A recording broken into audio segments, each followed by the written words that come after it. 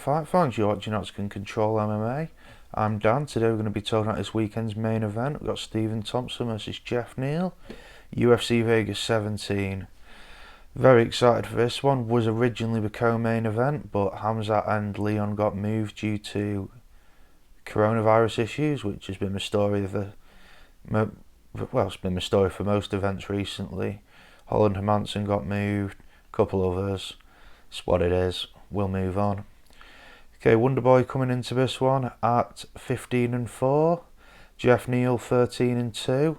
Jeff Neal undefeated in the UFC at 5-0. Wonderboy 10-4-1 in the UFC. Worth mentioning though, his losses have been to some high-profile names. Darren Tills beat him. Tyrone Woodley beat him, and obviously Anthony Pettis. Most recently that Superman punch earlier last year.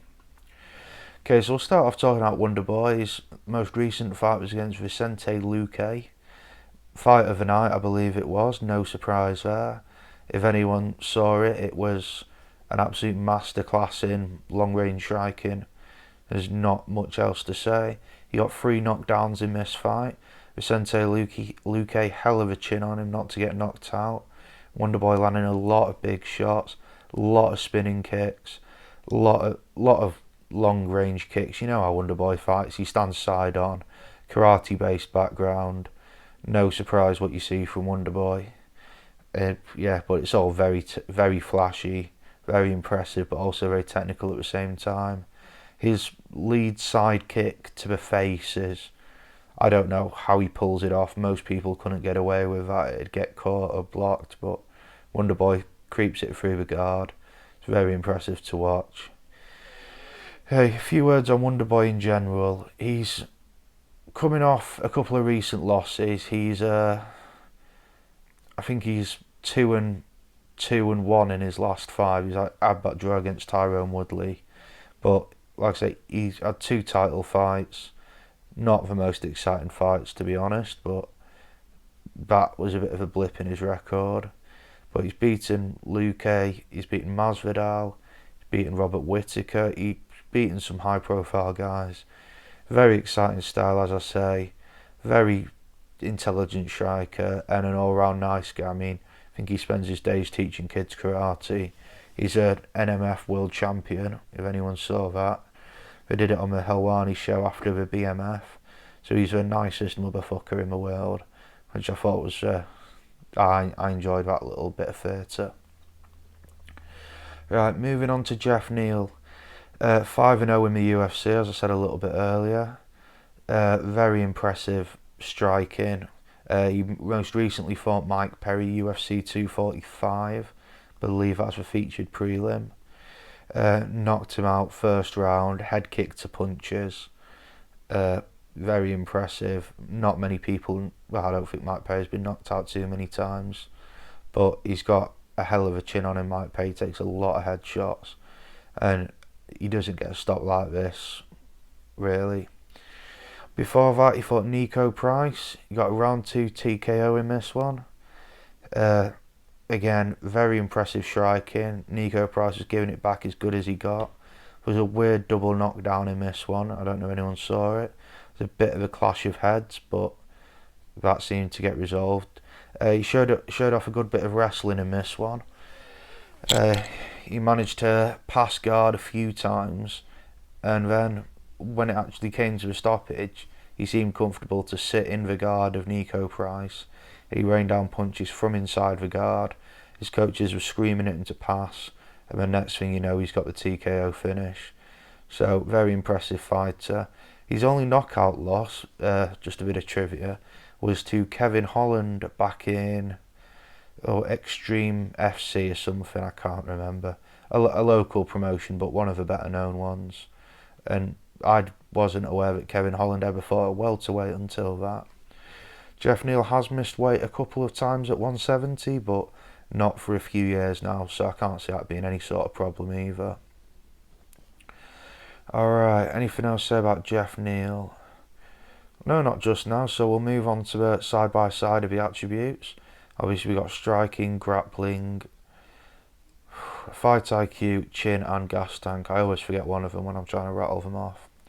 Right, striking first of all, I'm going to give to Wonderboy just because of his style more than anything and his technicalities with it. He's very,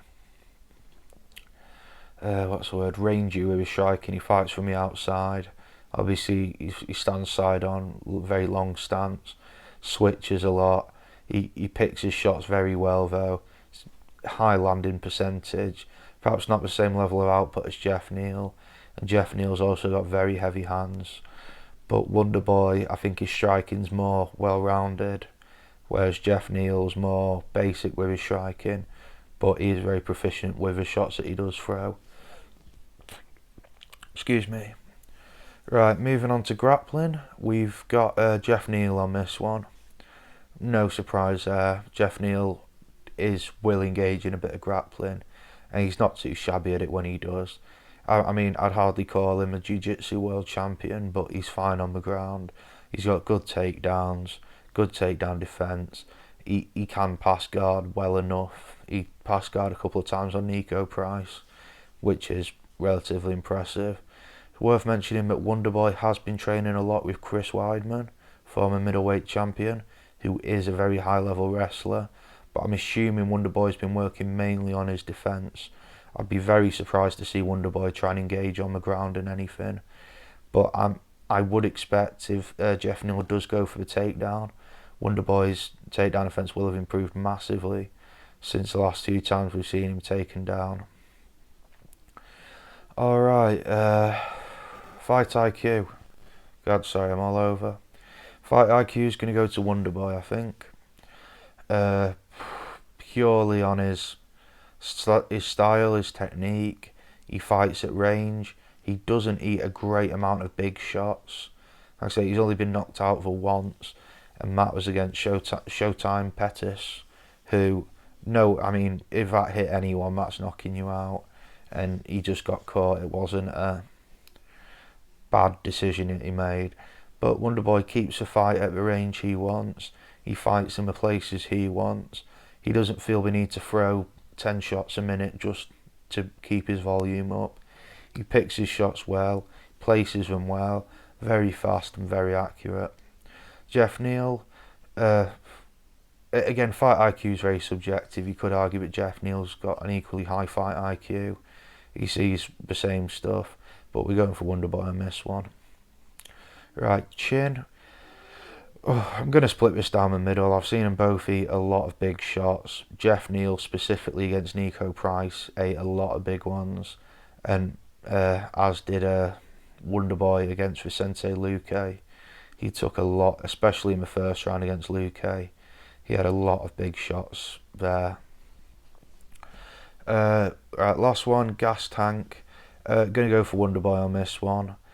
Jeff Neal doesn't make the distance. He doesn't go to the distance nearly as much as Wonderboy does.